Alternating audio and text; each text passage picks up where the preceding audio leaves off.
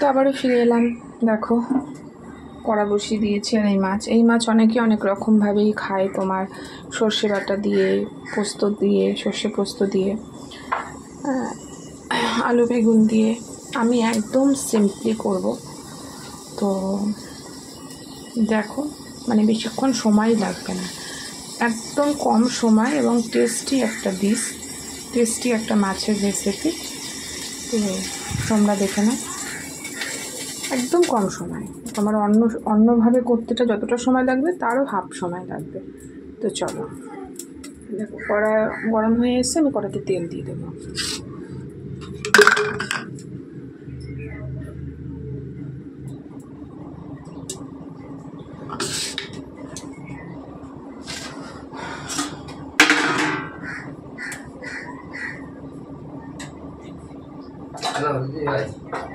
তো চলো বন্ধু, আমি মাছগুলো ভেজে নিই আগে, তারপরে বেগুনটা ভাজবো। মাছ 3টে? হ্যাঁ, আর 3টে রেখে দিলাম।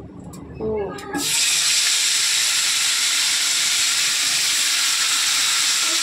বেশি হয়ে যাবে, হ্যাঁ,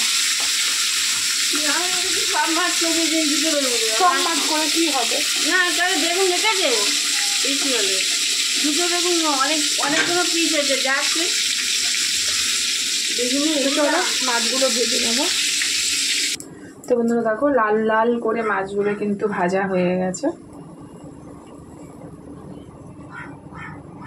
এবারে গরম তেলে বেগুনগুলো ভেজে নেবো।